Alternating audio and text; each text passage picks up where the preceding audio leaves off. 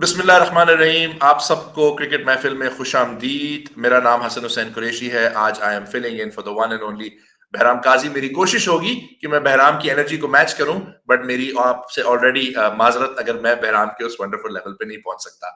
आज मेरे साथ एक बहुत स्पेशल गेस्ट है। I am very grateful to him कि उन्होंने हमारे लिए टाइम निकाला है, क्योंकि इंग्लैंड की और पाकिस्तान की जो अभी सीरीज गुजरी है उसमें बहुत सी वंडरफुल चीजें देखने को मिली हैं, सिवाय के पाकिस्तान क्रिकेट एक्चुअली 3-0 ये सीरीज हार गया। तो अब हमने बाकी बहुत सारी चीजें एंजॉय की, उन पर बात की, जिस तरह फैंस ने एंजॉय किया, हमने बात की कितना प्यार और तखल्लुस सबके बीच में था। बट अब थोड़ी सी क्रिकेट पे भी बात करने। Very lucky today to be joined by the one and only Kamran Muzaffar. Kamran भाई, कैसे हैं आप? अस्सलाम वालेकुम हसन भाई, और सबको बहुत बहुत सलाम जो भी सुनने वाले हैं, और बहुत बहुत शुक्रिया। आपकी मोहब्बत है, आप हमेशा जब भी याद करते हैं, आपकी मोहब्बत है बहुत। सर, ये तो देखें, हमारी तो आपके साथ बहुत मोहब्बत है। और देखें, इस सीरीज को कामरान भाई अब एक ही बहुत सारी हमने बातें सुनी जो मैं आपसे उस पर जाऊंगा, बट एक हमने एंगल देखा जो बड़े लोगों ने कहा कि जी ये सीरीज तो बड़ी क्लोज थी। हमने ये भी देखा कि पाकिस्तान टीम मैनेजमेंट में और कैप्टन ने भी कहा कि जी हम कुछ पोजीशंस पे डोमिनेंट थे, बट हम उसको आगे जाके खत्म नहीं कर सके। तो क्या ये सच है कि हमारे पास अपॉर्चुनिटी थी कि ये सीरीज जो है, शायद may be 2-1 would have been a fair result, या 1-1 would have been a fair, but क्या हमने एक्चुअली डोमिनेट किया? अभी हम स्टैट्स पे थोड़ी देर तक आएंगे, बट एक 3-0 व्हाइट वॉश होम पे कामरान भाई पहली दफा नेशनल स्टेडियम कराची, मैं उसको अभी भी नेशनल स्टेडियम कराची कहूंगा, वहां पे सिर्फ तीसरी दफा एक मैच हारना and losing 4 test matches in Pakistan on the bounce, not winning any of your last 6 test matches at home. क्या हम यहाँ पे कहीं भी ऑस्ट्रेलिया से लेके अब तक ये जो हमारी करंट सीरीज है, किसी भी किस्म के डोमिनेंस की बात कर सकते हैं? देखिए, बात ये कि आपने स्टार्ट वहां से कर दिया कि जहां पर आपके जो हेड कोच हैं उन्होंने कहा कि हमने डोमिनेट किया। इसका मतलब है कि हमारी परफॉर्मेंस गुड इनफ थी। हम जीत नहीं सके लेकिन गुड इनफ थी। तो क्योंकि हमारे जो हेड कोच हैं वो काफी प्रैक्टिकल या स्पोर्ट्स टेंजेंट है, वो अक्सर औकात फिलोसॉफिकल टेंजेंट पे चले जाते हैं, तो उसका जवाब मैं शायद उसी टेंजेंट पे ही ज्यादा बेहतर रहेगा। Good is the enemy of the great, gym Collins कहा करते हैं, वो बड़ा मशहूर उनका मकूला है। तो आप अगर गुड थे तो you are not required to be good enough. You are good but you are not good enough. तो ये वो बातें हैं जो कि आप अपने आप को लिफ्ट करने के लिए ड्रेसिंग रूम में तो कर सकते हैं, लेकिन जब आप अपनी परफॉर्मेंस की रिपोर्ट दे रहे होते हैं तो आप उस वक्त ये नहीं कह सकते कि हम बहुत करीब थे। ये आपका काम है, टीम मैनेजमेंट का काम है कि वो ये देखे कि इतने करीब होने के बावजूद हम मैच क्यों नहीं जीत सके। और यही वो चीज है कि जहाँ पे पूरी पाकिस्तान मैनेजमेंट को, पाकिस्तान प्लेयर्स को और पाकिस्तान का तो वो स्ट्रक्चर नहीं रहा, उनको सोचने की जरूरत है कि why you are being good but not good enough, why you are not being able to seal the deal. आप विसिनिटी में होते हैं, आप सारी चीजें कर रहे होते हैं। आप पिछले वर्ल्ड कप में सेमीफाइनल तक पहुंचे, T20 वर्ल्ड कप में, एशिया कप में आप फाइनल में पहुंचते हैं, इस दफा के T20 वर्ल्ड कप में फाइनल में पहुंचते हैं। आप ऑस्ट्रेलिया की सीरीज आखिरी टेस्ट तक लेके जाते हैं। फिर जो श्रीलंका की सीरीज होती है वो 1-1 होती है। यहाँ पर आप जो खेलते हैं लेकिन आप जीत भी नहीं पा रहे। तो ये कहीं ना कहीं पे तो प्रॉब्लम है। इसका मतलब ये है कि आपको देखना पड़ेगा, और ये जो रिजल्ट्स हैं ये किसी भी तरीके से डाइजेस्टेबल नहीं है। आप हारे, बिल्कुल हारे, लेकिन जिस तरीके से टीम ने एक बिल्कुल हथियार डाल दिए, और खासतौर पे जो कराची का टेस्ट मैच था उसमें जो फाइट नजर नहीं आई, तो वो पाकिस्तान क्रिकेट के लिए इतना अच्छा साइन है नहीं। और उससे बड़ी तकलीफ हुई, मुझे भी हुई और बाकी सब फैंस को भी हुई होगी, जाहिर सी बात है। आपका भी मुझे पता है, आप साहब आपको भी। तो सबको तकलीफ बहुत हुई है। हार जीत खेल का हिस्सा होती है, लेकिन ये बहुत तकलीफ हार थी। कमरान भाई, पहले टेस्ट मैच की तरफ आए। विकेट पे बहुत सारी बात हुई, रिकॉर्ड्स बने, पहले दिन पे ही हमें 500 रन पड़ गए। उसके बाद हमने देखा कि नहीं जी, लोगों ने कहा जी हमने भी रन्स बनाए। अब आपको टारगेट 343 का सेट किया इंग्लैंड ने, जो कि काफी लोगों को लगा एक अचीवेबल टारगेट है। हमने उसमें देखा कुछ क्वार्टर्स में, और मैं ये नहीं कहूंगा कि लोगों ने क्रिटिसिज्म नहीं किया, लोगों ने क्रिटिसिज्म भी किया, बट हमने उसमें ये देखा कि हम सेलिब्रेट कर रहे थे कि जी 10 मिनट रह गए थे, अगर नसीम आउट ना होते तो हम 10 मिनट और सरवाइव कर जाते, लाइट की वजह से मैच ड्रॉ हो जाता है। ठीक है, कभी कभी आप ड्रॉ को भी सेलिब्रेट करते हैं, अगर आपको लग रहा होता है कि आप हार जाएंगे और आप बच जाते हैं, तो it's something to celebrate. But considering कि इंग्लैंड ने उस मैच को उस लेवल पे आने दिया कि आपको एक चेसेबल टारगेट दिया, आपको आपकी इंटरेस्ट रखी 343 का टारगेट रख के, उन्होंने उसको मैच को, उन्होंने कहा हम हारने को तैयार हैं, हम ड्रॉ नहीं करेंगे। और हमने कहा कि जी हम हारने को भी तैयार हैं, ड्रॉ करने को भी तैयार है, हमसे ड्रॉ नहीं किया गया। उसमें फिर हमने देखा कि उसी विकेट पे जिसपे बात हो रही थी कि जी ये बहुत डेड विकेट है और is not conducive for anything accept just making runs, England ने हमें शॉर्ट बॉल बराज से हमारे प्लेयर्स को आउट किया। तो यहाँ पे क्या एक टेक्निकल इशू था कामरान भाई, या was it a mental issue कि दे वर प्रिपेयर्ड कि वो अपनी बैक्स को बेंड करेंगे और किसी ना किसी तरह जीत की तरफ जाएंगे, और हम रिलैक्स है कि नहीं हमने जीत के लिए नहीं पुश करना, हम वेट कर लेंगे कि हमारे लिए मैच अगर ड्रॉ भी हो जाए तो वो एक बहुत बड़ी अचीवमेंट है। देखिए, ये जो आपको रिजल्ट नजर आया ना, इसके पीछे आपकी काफी लंबी एक, जिसे कहना चाहिए कि ये वन ऑफ अगर होती तो हम इसको कहते कि हाँ ठीक है, अगली टीम अच्छा खेली या they caught us by surprise, तब तो बात समझ में आती थी। लेकिन अगर हम उसी तरीके से अगर देखें, एक मेथड ऑफ डिजास्टर है यहाँ पर। आप ऑस्ट्रेलिया की सीरीज खेलते हैं, वहां पे भी आपको कॉमनैलिटी नजर आती है, यहाँ पे आप खेलते हैं, यहाँ पे आप फिर दोबारा जो पिंडी की जो आपकी लाइवलीस्ट पिच है, और बहुत ज्यादा नहीं, आपके अभी जो डोमेस्टिक जो आपका सीजन हुआ उसमें लाइवलीस्ट पिच थी, आप उसको टिंकर कर रहे हैं, क्यों टिंकर कर रहे हैं? अच्छा, फिर उसके बाद आपको एक फंडामेंटल जो हमारी जो क्रिकेट स्ट्रक्चर है उसके जो जो गैप्स थे या जो कमजोरियां थी, वो बहुत बुरी तरीके से एक्सपोज कर दी इंग्लैंड क्रिकेट ने। इंग्लैंड क्रिकेट पे अगर आप देखें तो वो अपनी साइड जो लेके आ रहे थे उसमें जॉनी बेयरस्टो नहीं थे, उसमें क्रिस वोक्स और स्टुअर्ट ब्रॉड ने पर्सनल रीजन की वजह से उन्होंने अपने आप को विड्रॉ किया। ओली स्टोन नहीं थे, आज अभी उनकी साइड अनाउंस हुई है, उसमें मतलब उनके और बहुत सारी उनकी टॉप क्लास उनके जो प्लेयर्स थे वो अवेलेबल नहीं थे। फिर जो पहले पहले साइड में जो खेले तो उसमें विल जैक्स जो थे, वो उनके पास उन्होंने as a emergency sneak in किया। रेहान अहमद जो है वो, उनका कोई एक्सपीरियंस नहीं है, वेरी अन इंग्लिश सिलेक्शन के 3 फर्स्ट क्लास के ऊपर 18 साल के बच्चे को आप खिला दें, उनके यंगेस्ट एवर क्रिकेटर हैं। हमारे पास जो प्रॉब्लम आई वो प्रॉब्लम ये आई कि एक फंडामेंटल है व्हाइट बॉल क्रिकेट का और रेड बॉल क्रिकेट का। व्हाइट बॉल क्रिकेट में आपके जो बैटर्स हैं, वो जो बॉलर्स हैं वो आपका गेम बनाते हैं, प्ले मेकर्स होते हैं, और आपके जो बैटर्स होते हैं वो आपके स्ट्राइकर्स होते हैं। और ये कभी कभार रिवर्स भी हो जाता है, जैसे फुटबॉल की मैं टर्मिनोलॉजी यूज कर रहा हूँ, फुटबॉल में भी बिल्कुल। रिवर्स हो जाता है, यहाँ पे भी रिवर्स होता है। लेकिन आप वेरी रेयर डे आप व्हाइट व्हाइट बॉल क्रिकेट में देखेंगे कि बॉलर रन अवे, क्योंकि जनरली जो आपको सरफेसेस मिलेंगी उसमें आपका बैटिंग यूनिट जो है वो आपको कटिंग एज देता है या डिसाइसिव आपको एडवांटेज देता है। Red ball cricket it's completely different. आपकी बैटिंग चाहे सैकड़ों रन बनाए, हजारों रन बनाए, लेकिन आपकी बॉलिंग को 20 विकेटें लेने पड़ती हैं, तब आप मैच जीतेंगे। उसका उसका कोई एक्सक्यूज या उससे स्केप नहीं है। पाकिस्तान ने जो बॉलिंग खिलाई इस पहले टेस्ट मैच में खास तौर पे, आप 3 डेब्यू करवा रहे हैं, और चौथा जो आपका पेसर है नसीम शाह, वो 19 साल का लड़का है, जिसके जिसके 10 टेस्ट मैच भी नहीं है। तो अब आप ये बताइए, और सामने इंग्लैंड की टीम है या कोई भी डिसेंट आपकी कोई भी टेस्ट टीम होगी, तो आप ये एक्सपेक्ट नहीं कर सकते कि वो 20 आउट करेंगे। चले, यहाँ तक तो मामला समझ में आता था, लेकिन उसके बाद जो उन्होंने जिस तरीके से असॉल्ट किया, क्योंकि वो भी एक रिडेम्पशन ट्रेल के ऊपर चल रहे हैं, जो बैस बॉल है उनको जो पिछले साल जो एशेज में जो उनके साथ हुई, और वो एक डिफरेंट, वो तो उनके लिए they had nothing to lose, उनके लिए तो अपने जो प्राइड है उसी को रिडीम करना था। तो उन्होंने उस वो जो अटैक किया, हम उसको संभाल नहीं पाए। और क्यों नहीं कर पाए? क्योंकि देखिए, जितनी लंबी क्रिकेट होगी उसके अंदर जो आपका पेशेंस, टेम्परामेंट, आपकी स्किल सेट, सिर्फ स्किल से आप लॉन्गर फॉर्मेट या आप लॉन्गर पीरियड्स के लिए सस्टेन नहीं कर सकते, प्रेशर नहीं सस्टेन कर सकते, या फाइट में आप नहीं रह सकते। आप ये वैसे ही है कि अगर आप स्ट्रीट फाइट हो तो उसमें तो आप एक मुक्का मार के भाग सकते हैं, लेकिन अगर एक बॉक्सिंग का मैच होगा तो उसके अंदर से मुक्का मारना नहीं होता, उसमें सरवाइव करना भी आपने सीखना होता है। तो अगर उस कॉन्टेक्स्ट में देखें तो ये जो वाइट बॉल की स्ट्रीट फाइट की हमें आदत पड़ी हुई है कि हम एक बर्स्ट के ऊपर हम जिंदा है, कि किसी ने ये 1 आउट परफॉर्मेंस दे दी, छोटी सी 4 ओवर की, 2 ओवर अच्छे कर दिए, बस हम उसकी ग्लोरी के अंदर हम जो है वो हम हमारी क्रिकेट जी रही है। तो रेड बॉल क्रिकेट में आपको पेशेंस, टेम्परामेंट, और आपको एक जो आपको शिकारी का जो माइंडसेट है कि आपको वेट करना पड़ता है लाइक अ फिशरमैन, तो वो आपके पास था ही नहीं। तो वो उस चीज ने आपको बहुत ज्यादा हर्ट किया मेनली। और प्लस आप फिर उसके बाद आपकी अजीबोगरीब किस्म की आपकी सिलेक्शन चॉइसेस, अब्रार अहमद बाहर बैठे हुए हैं, जाहिर जो कि बेहतर फॉर्म में नहीं है, आपने उनको खिला दिया। तो जो लोग पहले ही शॉर्ट ऑन कॉन्फिडेंस हैं, आप उनको खिलाया। मोहम्मद अली के साथ आपने जो किया है, ठीक है, आपके डोमेस्टिक का वो टॉप परफॉर्मर था, लेकिन मैं थोड़ी सी बात लंबी हो रही है लेकिन मैं कंप्लीट कर दूं कि देखिए, इंग्लैंड की और पाकिस्तान की बॉलिंग में जो फर्क रहा वो ये रहा कि पहले टेस्ट मैच में विल जैक्स, आखिरी टेस्ट मैच में रेहान अहमद, दोनों ने अपना अपना रोल निभाया।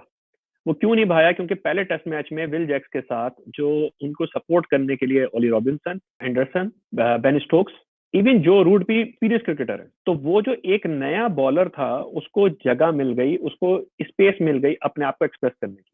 रेहान अहमद 18 साल का बच्चा, उसको जगह मिल गई आखिरी टेस्ट मैच में करने की। लेकिन जब आप तीन तीन आप लेके आएंगे, ये चार जो बॉलर्स आप जिस तरीके लेके आए थे, और आपने मोहम्मद अली को भी डाल दिया, हारिस रऊफ की भी आपने टेस्टिंग कर ली, जाहिद महमूद की भी कर ली, तो वो तो छुपने की आपको जगह नहीं थी। तो वही प्रॉब्लम आपको चलती रही, और अगर दूसरे और तीसरे टेस्ट में घबराहट नहीं होते तो शायद ये सीरीज आपकी और भी शायद बहुत तकलीफ दे रिजल्ट्स होते। ये तो अबरार शायद आपकी बहुत सारी चीजों के ऊपर जो है पर्दा रख गए। बिल्कुल कामरान भाई, इस पे अब हम अगर आते हैं सेकंड टेस्ट मैच की तरफ, तो हमने देखा कि बहुत सारे लोगों की ख्वाहिश थी और उनकी बिलीफ थी कि फहीम को स्क्वाड का हिस्सा होना चाहिए। फहीम आए। अब फहीम एक बॉलर हैं जो कंट्रोल लेके आते हैं, एक ऑलराउंडर हैं, बट हमने देखा फहीम ने ऑलमोस्ट अपने स्टैंडर्ड्स के मुताबिक तो बहुत कम ओवर्स कराए। फिर मुझे पर्सनली जो एक जिस चीज ने सरप्राइज किया हमारे थिंक टैंक के मुताबिक में, सलमान अली आगा को जो अब सेलेक्ट किया गया, उन्होंने डेब्यू पे 50 भी की श्रीलंका में, अच्छी सीरीज दी। जब वो इस स्क्वाड के अंदर आए तो एक्चुअली इस वक्त सदर्न पंजाब के लिए उनकी बॉलिंग परफॉर्मेंस स्पेशली मुल्तान में काफी अच्छी जा रही थी, बट हमने देखा उनको बहुत कम ओवर्स मिले। हमने देखा उनको काफी एक लोअर एंड पे टेल के साथ भेजा गया खेलने के लिए, और उसमें हमने बात सुनी कि he is 80% batsman 20% bowler. But अगर वो 80% बैट्समैन थे तो वो 8वें नंबर पे क्यों ज्यादातर हम उनको देख रहे थे, हत्ता कि उनके लिए जरा बेहतर होता कि वो थोड़ा ऊपर आते। तो हमने ये स्ट्रेंज सिलेक्शन देखी। फिर मुल्तान वाले टेस्ट पे मैं मौजूद था कमरान भाई, मुझे तभी प्रॉब्लम लगी जब हमने उस आखिरी विकेट स्टैंड को इतने रन बनाने दिए। फिर हमने जाके जो अपनी कलैप्स की मुल्तान में की थी, हमने जाके 4 विकेटें लूज की फॉर 40 रन। एक बिल्कुल ही लग रहा था कि हम एक डिसेंट फर्स्ट इनिंग स्कोर डाल देंगे, और उसके बाद आपने देखा चले अग्रीड उसमें थोड़ी कंट्रोवर्सी होगी, साउथ के डिसमिसल पे थोड़ी वो इशू आ गई और आप एक क्लोज मैच हार गए। बट उस क्लोज मैच के हारने में भी हमने देखा कि इंग्लैंड एक प्लान पे स्टक रहे। उन्होंने हमें लेग के ऊपर, जब नवाज और साउथ अटैक भी कर रहे थे और लग रहा था कि पाकिस्तान ले जाएगा, इंग्लैंड ने कभी गिव अप नहीं किया और उन्होंने अपनी वो बिलीफ रखी, उन्होंने वो शॉर्ट बॉल टैक्टिक्स ट्राई किए जिसका हम जवाब ना दे सके। तो अब वो इतने सक्सेसफुली हमें शॉर्ट बॉल करा रहे थे, कमरान भाई हमारे पास तो कोई था ही नहीं वो वाली चीज रेप्लिकेट करने के लिए। तो उनके टैक्टिक्स किस तरह स्पॉट ऑन थे और हमारे टैक्टिक्स में आपको क्या लगा? क्या एक डिफेंसिवनेस थी, या क्या एक एक्चुअली हमारे पास वो वेपन्स ही नहीं थी जिससे हम उनको फाइट बैक कर सकते? नहीं, देखिए असल में यही यही वो प्रॉब्लम्स हैं, यही वो जो चीजें आपके जो रिसोर्स पूल के जो इश्यूज थे, यही यही एक्सपोज हुए हैं। मैं अगर ये कहूँ कि जो इंग्लैंड जिस तरीके से पाकिस्तान में आके खेली, वो 90s के पाकिस्तान की तरीके से खेली, और पाकिस्तान ने जो 90s के इंग्लैंड की तरीके, और ऐसा लगा कि पाकिस्तान आने आई थी, उन्होंने अटेंडेंस लगाई, लेकिन मैच जीतने के ऊपर वो नहीं जा सके। जहां जहां पे भी जो क्रिटिकल मोमेंट्स थे, दे वर कॉट नैपिंग। अब जैसे पहले मैच के अंदर भी जो हमने बात की, हम मैं बस यू कनेक्ट कर रहा हूँ कि जहाँ से सलमान अली आगा और अजहर अली जहाँ पे वो आखिरी सेशन में खड़े हुए थे, आपको 84 रन चाहिए थे। You expect the senior pros और specialist batters to walk back with victory, या एटलीस्ट आप मैच तो नहीं हारते। आपके पास एक ही आपके पास एक फील्डर खड़ा हुआ है, you are completely failing to read the opponents plan. फिर आप मुल्तान के अंदर आते हैं, तो मुल्तान में आपको वही चीज आपको नजर आती है कि सऊद और नवाज अच्छा खासा मैच जीतने जा रहे थे, लेकिन वो पता है सबको, Mark Wood, that was no secret. उन्होंने मार्क वुड ने जिस तरीके से आपकी शॉर्ट बॉल को as a stock ball use किया है, और जो फुलर लेंथ थी वो उसकी सरप्राइज डिलीवरी थी। तो ये सबको पता था। और अगर आप उसमें गौर करें कि आपके कितने बैटर्स थे जो चेस्ट गार्ड के साथ आए, अब हम बात करते हैं कि आपके अंदर कितनी विलिंगनेस है, कितने कमिटेड हैं। हम लोग कह सकते हैं कि हमें जरासीम उस जमाने के हैं, या हमने टेस्ट क्रिकेट उस वक्त की देखी हुई कि जिस वक्त हम जावेद मिजाज को देखते थे। और मशहूर जमाना वो 1988 की सीरीज है, जिसमें कहा जाता है कि वो अपनी बॉडी पे इतनी गेंदें लेते थे कि वो शाम में वो सिकाई करते थे, उनकी बॉडी के ऊपर बॉलें छपी हुई होती थी, क्योंकि उस जमाने में आपके प्रोटेक्टिव गियर्स भी इतने ज्यादा कोई इतने अच्छे नहीं हुआ करते थे। लेकिन यहाँ पे हमारे जितने बैटर्स थे, इवन अगर आप सऊद को भी देखें तो आर्म गार्ड भी नहीं था उनके पास। आपको पता है मार्क वुड इतनी स्पीड के साथ आपकी पसलियों में मारने के लिए अब आ रहे हैं, तो नेचुरल, इट्स प्रीटी नेचुरल कि आप उस बॉल को जो है वो एज करेंगे। Pakistan planning, Pakistan batters they were caught napping.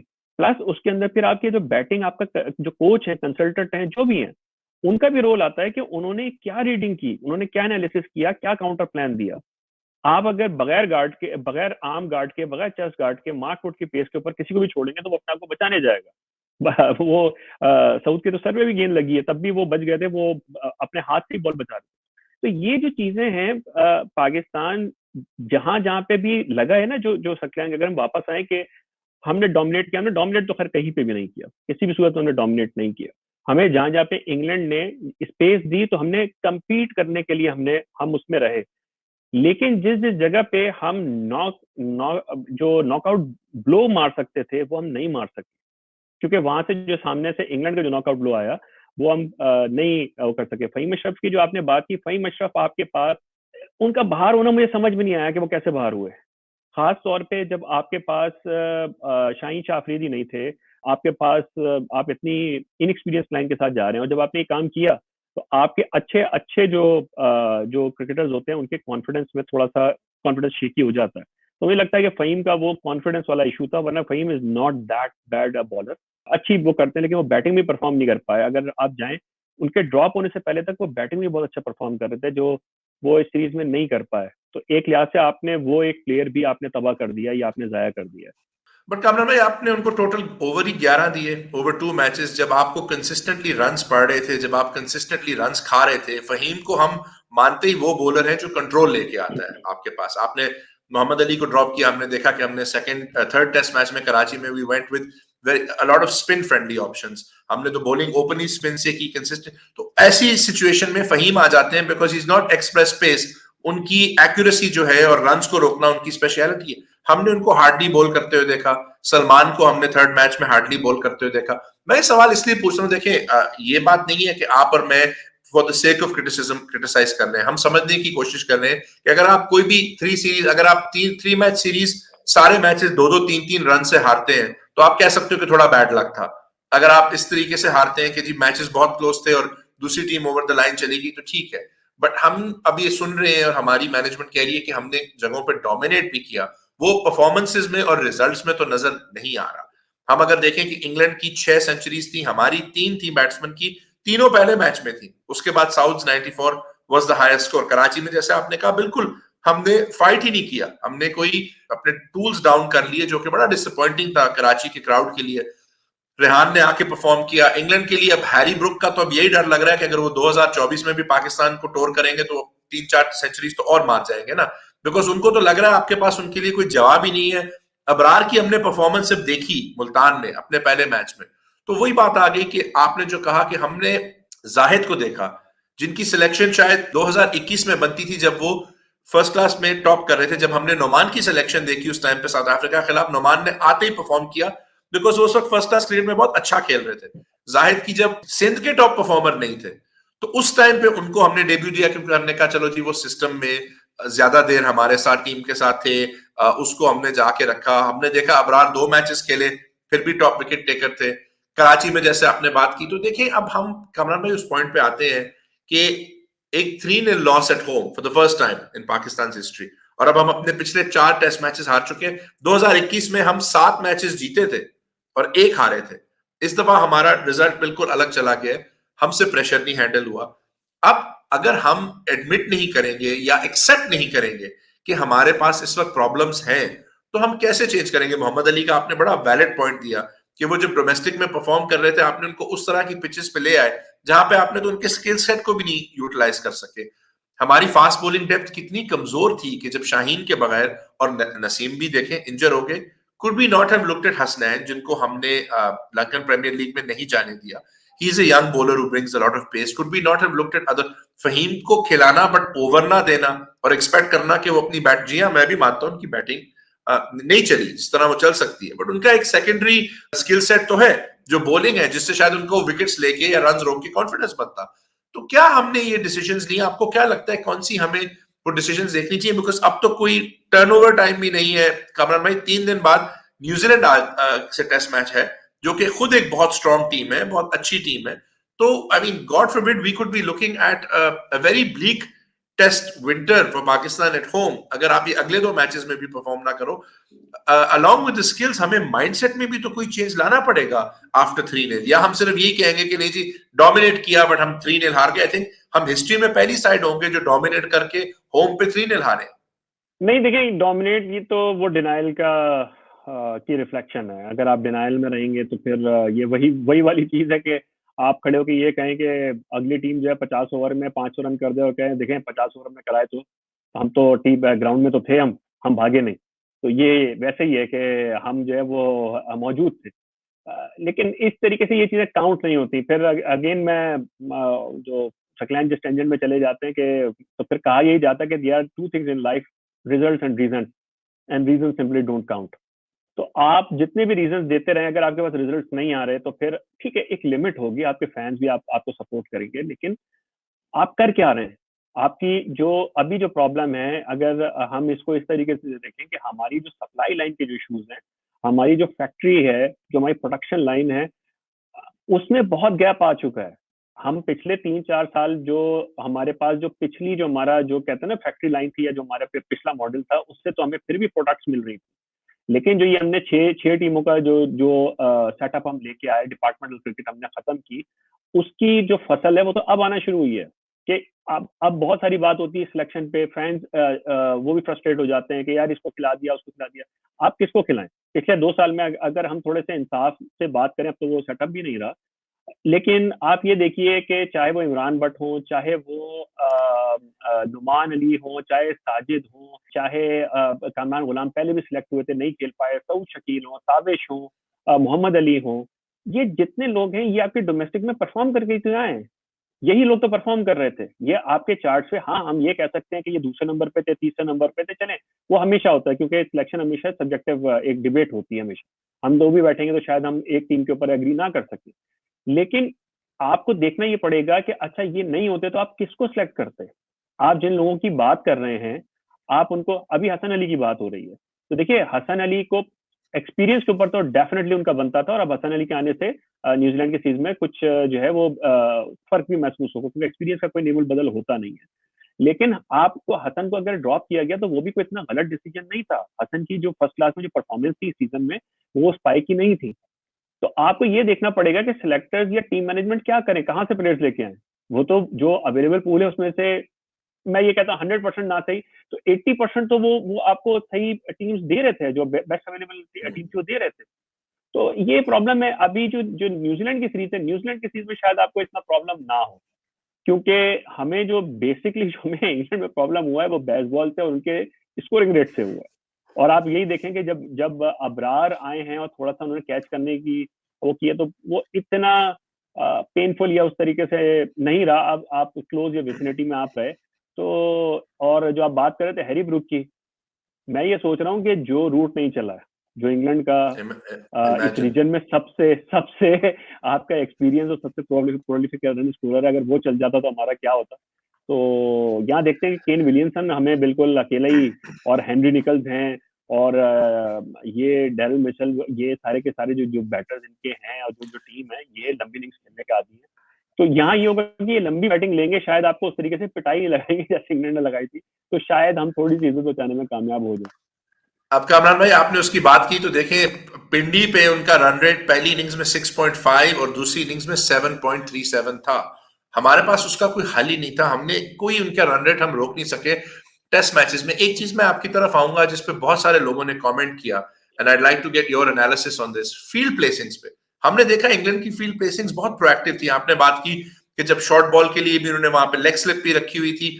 हमने कंसिस्टेंटली देखा कि डिस्पाइट द फैक्ट कि हमने देखा जब अबरार बॉलिंग कर रहे थे, अब्दुल्ला ने बड़ा अच्छा कैच पकड़ा हमारे फील्डर्स का, बट हमने उनको कोई एक ऐसी फील्ड प्लेसिंग नहीं दी। बेन डकेट हमें रिवर्स स्वीप करी जा रहे थे कि उनको फोर्स करे कि उनको कुछ और सोचना पड़े, उनको कहीं और खेलना पड़े। और इंग्लैंड को हम देख रहे थे कि कुछ तो ऐसी फील्ड प्लेसिंग थी कामरान भाई तो शायद आपने भी पहले ना देखी हो, मैंने तो कभी नहीं देखी, बट हम उस ट्रैप में कंसिस्टेंटली आ रहे थे। मार्क वुड का आपने बताया कि उनकी सरप्राइज जब वो फुलर बॉल पे आ जाते थे, उसके लिए भी फील्ड प्लेसिंग ऐसे होती थी कि स्पेशली टेल एंडर तो समझ नहीं सकता था, और हम तो उनकी टेल एंड को भी नॉक करने में बहुत नाकामयाब रहे। हमने कितनी दफा उनको मौके दिए, मार्क वुड पिंडी में भी इंपॉर्टेंट रन्स कर गए, मुल्तान में भी रन्स कर गए, पार्टनरशिप भी कर गए।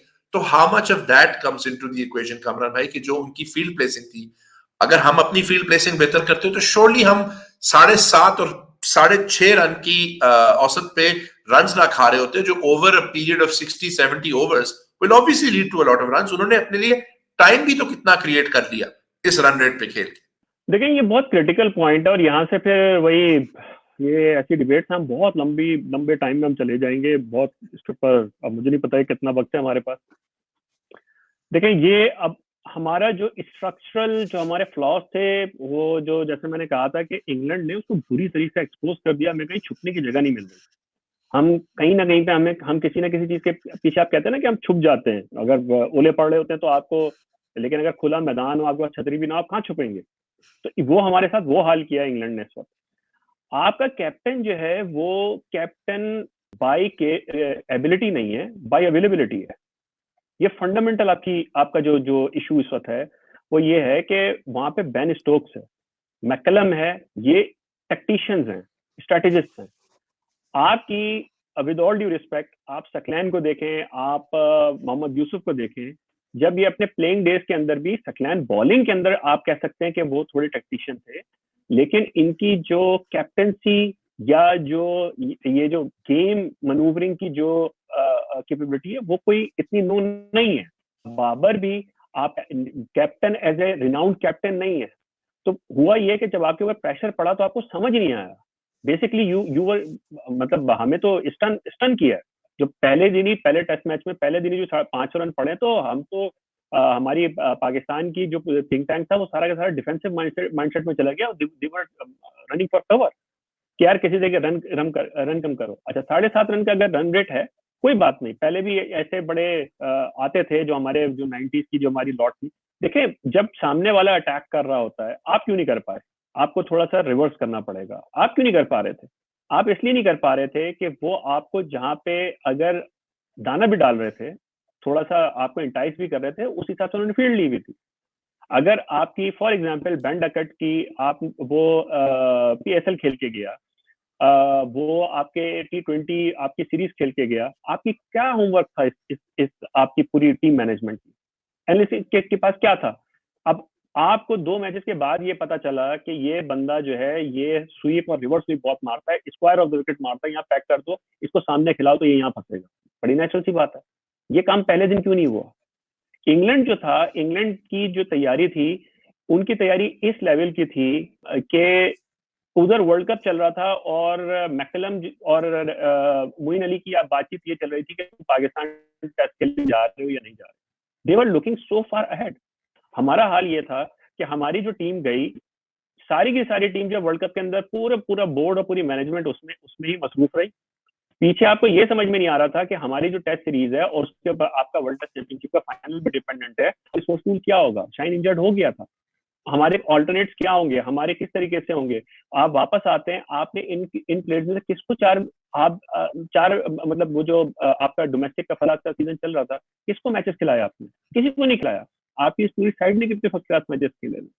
तो ये आपकी जो एक जो सिचुएशन हुई है यहाँ, तो थोड़ा सा अगर हम देना चाहें सिंथेटिक व्यू लें, तो यहाँ जो आपके pool of players, management, selection committee, इन बेचारों के पास ऑप्शन क्या था कि यही कर सकते थे, इससे ज्यादा क्या कर सकते थे? यही रिसोर्स पूल है। आपकी रिसोर्स पूल इतना थिन हो चुका है कि आपके पास वो प्लेयर्स ही नहीं है। बेन स्टोक्स जा सकता था क्योंकि उसके पास 8वें नंबर तक इस टाइप के बैटर्स थे। हमारे पास तो खड़े होने वाला कोई नहीं था। आप इमाम ने थोड़ा सा परफॉर्म किया है, अब्दुल्ला शफीक पहली इनिंग्स में 100 की है, बाकी 5 इनिंग्स के अंदर वो रन नहीं कर सके। तो जैक लीस ने उनको जिस तरीके से वर्कआउट किया, नहीं चल पाए वो। फिर उसके बाद आपके Saud occupying the crease, yes, लेकिन वो डोमिनेट नहीं कर सका। अगर आप जो है वो रन बनाने को कहते हैं कि आपने डोमिनेट किया, तो गलत कह रहे हैं। बाबर ने भी कोई पैचेस के अंदर जो है वो स्पिनर्स को थोड़ा सा डोमिनेट किया, और शायद जो मुल्तान में एक टाइम था जहां पे वाकई एक सेशन पाकिस्तान ने डोमिनेट किया है, वो था जब अब्दुल्ला और रिजवान ने ओपन किया था। तो वहां से लग रहा था कि पाकिस्तान मैच जीतने जा रहा है, और मुल्तान में मोस्टली वो जो चेस की जो टैक्टिक्स थी वो पॉजिटिव थी पाकिस्तान की। बाकी तो ये यही प्रॉब्लम्स हैं जो आप कह रहे हैं। हम इनमें घूम फिर के उसी साइकिल में जाते रहेंगे कि हमारे जो क्या कह सकते हैं, हमारी जो डोमेस्टिक मैनेजमेंट के जो इश्यूज हैं वो हमें बहुत बुरी तरीके से इस दफा उसने हमें तकलीफ दी है। बिल्कुल, आई थिंक कामरान भाई आपने बड़ा सही तरीके से इसको सम अप किया कि इसमें काफी ज्यादा फैक्टर्स हैं, किसी एक फैक्टर को लेके देखना आइसोलेशन में सही नहीं होगा। पाकिस्तान थिंक टैंक को, पाकिस्तान टीम मैनेजमेंट को, पाकिस्तान प्लेयर्स को, क्योंकि देखें हमने आपने भी काफी क्रिकेट देखी है, मुझे भी अब थोड़ा सा टाइम हो गया, हमने कभी इस सिचुएशन में नहीं देखा कि एक अपोनेंट आके आपको डोमिनेट कर रहा है घर पे, आपको फिगर आउट कर रहा है और आप उसको वापस ना अटैक कर पा रहे हैं ना फिगर आउट कर पा रहे हैं। और आई थिंक आपने बिल्कुल सही फरमाया, जिस टाइम पे हम उनको एक दो सेशन जो थे डोमिनेट कर रहे थे, वहां से भी हमने अंडर प्रेशर आके, वो हमें अंडर प्रेशर ला रहे थे, हम उनको अंडर प्रेशर नहीं ला सके, सिवाय मे भी उस टाइम पे जब अबरार ने अपने डेब्यू पे पहली इनिंग्स में उनको जरा जल्दी रश किया और आउट किया, तो एक मौका था आपके पास, सुनहरी मौका था, जब आप 142 फॉर 3 पे थे और उसके बाद भी 162 फॉर 3 पे थे और उसके बाद भी आप 202 पे ऑल आउट हो गए। तो वो एक आपके पास सुनहरी मौका था कि आप बड़ा स्कोर डाल के अबरार को भी एक और अपॉर्चुनिटी देते हैं, maybe you would have been chasing a lot fewer runs. तो I think there is a lot for us to obviously look at that. Obviously मायूसी बहुत होती है, दुख बड़ा होता है। हमने बहुत सारे पॉजिटिव्स देखे, हमने इंग्लैंड फैंस का आना यहाँ पे बहुत ज्यादा पॉजिटिव था, वो पाकिस्तान के लोगों की मोहब्बत और खलूस और हॉस्पिटैलिटी से बहुत खुश गए। हमने इंग्लैंड प्लेयर्स का देखा कि वो बड़े खुश थे। पाकिस्तान में हमने टॉप लेवल क्रिकेट देखी, हमने कराची में, पिंडी में, मुल्तान में हमने मैच इतने अरसे बाद, टेस्ट मैच 17 साल बाद देखा कामरान भाई, and it was wonderful to see. But at the same time I think trying to hide from the fact कि हम फिर भी 3-0 घर पे हारे और अपने पिछले 4 मैचेस हारे, उस फील गुड फैक्टर में इसको नहीं इग्नोर करना चाहिए। Strictly from a cricketing point of view we have to understand कि from a cricketing point of view ये काफी मायूस कुन परफॉर्मेंस था और काफी डिसअपॉइंटिंग था, और इसी से होपफुली वो हमेशा कहते हैं कि you know it's darkest before the dawn, तो अभी पाकिस्तान के लिए काफी डार्क है और अब हमें डॉन को सर्च करना पड़ेगा। बिल्कुल उसके लिए जिस तरह आपने फरमाया वो फैक्टर्स फिगर आउट करने पड़ेंगे कि किसको डोमेस्टिक से ला सकते हैं आप, क्या आप रिस्क ले सकते हैं लड़कों को। अब्दुल्ला को हमने देखा कि हमने पोटेंशियल पे पिक किया, is that something Pakistan cricket is ready to do, to just pick players on potential not on performance, because domestic के परफॉर्मेंसेस तो आपके पास है। कौन है जो रिप आउट करके कह रहा है कि जी मेरी अगर सिलेक्शन नहीं होगी तो गलत होगा। और जैसे आपने बताया कि हमने जब देखा कि मोहम्मद अली को भी जब हमने सेलेक्ट किया तो जिस टाइप ऑफ कंडीशंस में वो थ्राइव करते हैं उस तरह की कंडीशंस हमने उनको दी नहीं। जाने से पहले कमरान भाई एक दफा मैं फिर आपका शुक्रिया अदा करूंगा। It's always wonderful to have you on the show. What do you think for the upcoming series and going forward? आपको क्या लगता है कि ओवरनाइट तो कुछ नहीं चेंज होगा कामरान भाई, but what are the small changes you think कि हम कर सकते हैं कि एटलीस्ट हमें थोड़ी सी in the short term improvement नजर आना शुरू हो जाए? देखिए बैटिंग में तो मेरे तो ज्यादा प्रॉब्लम्स नहीं आए अभी, people may not agree with it, लेकिन जो बॉलिंग है उसमें आपको बैठ के ये प्लान बनाना पड़ेगा कि आप 20 कैसे आउट करेंगे, क्योंकि आपकी बैटिंग तो फिर भी शायद 2 दिन बैटिंग करने के काबिल लग रही है, कर जाए शायद, लेकिन प्रोबेबिलिटी की हम बात कर रहे हैं कि आप 20 कैसे आउट करेंगे, ये है प्रॉब्लम। अबरार एक्स्ट्राऑर्डिनरीली आपको कवर अप कर रहा है, लेकिन अगर लिंच पिन अगर आपका अबरार ही होगा तो आप उसको सपोर्ट कैसे देंगे? पेसर्स क्या, जिस तरीके से मार्क वुड ने एक प्लान के साथ बॉलिंग की, बेन स्टोक्स ने पहले टेस्ट मैच में वो प्लान किया। मतलब अफसोसनाक बात यह है कि पाकिस्तान में जो पेस बॉलिंग के अंदर इंग्लैंड पाकिस्तानी पेसर्स को मार के चला गया विद लॉन्ग डिस्टेंस। तो ये जो चीज है ये देखनी पड़ेगी, ये हमें डिस्टेंस जो है ये कम करने की जरूरत है। बैटिंग में शायद हमें इतना प्रॉब्लम ना हो, हमें पेस बॉलिंग का कुछ करना पड़ेगा। उसमें हसन वापस आ रहे हैं, आप कॉन्फिडेंस दें हसन के, ठीक है सारे वाइट बॉल के इश्यूज हैं, लेकिन हसन ऐसा बॉलर है, स्ट्रीकी बॉलर है। उसका अगर देखिए उसका अगर स्पेल चल गया ना तो वो उसमें वो एबिलिटी है अबरार में और हसन में कि they can run through opposition. बाकी बहरहाल बाकी अच्छे आपको कंट्रोल दे सकते हैं, लेकिन शायद रन थ्रू नहीं कर सकते। तो वहां पे आप करें तो इंशाल्लाह अच्छा होगा। बाकी है कि आपके साथ हमेशा आपकी मोहब्बत भी और बड़ा मजा आता है डिस्कशन का भी। तो बहुत बहुत शुक्रिया आपका इनवाइट करने का भी, और जब कभी भी हो तो मैं हाजिर हूँ। Thank you so much Kamran भाई। अब उम्मीद है कि इंशाल्लाह जो अपकमिंग सीरीज है उसमें पाकिस्तान से हम बेहतर परफॉर्मेंस देखेंगे, और आई नो फैंस भी सब यही चाहेंगे। एट द सेम टाइम हमने एक बहुत जबरदस्त सीरीज देखी of the field, on the field also, but अब हम सब के लिए तो ऑब्वियसली यही कोशिश है, यही दुआ है कि पाकिस्तान क्रिकेट जो है फ्रॉम स्ट्रेंथ टू स्ट्रेंथ जाते हैं। तो थैंक यू सो मच आप सबका, जो ये शो देखेंगे. If you have any comments, please let us know. Please like, subscribe, follow Kamran Bhai. He is the man to follow if you want to understand cricket, especially Pakistan cricket. And of course, Kamran Bhai की spaces में तो हम सब जब भी Kamran Bhai को, if I see that he's talking, I always join his space, no matter what time of day it is. So Kamran Bhai, thank you so much as always for taking out the time. Hope you guys enjoyed this. And let's hope that the cricketing season ends on a better note for Pakistan than it started. Thank you so much. Shot और catch out हो गए.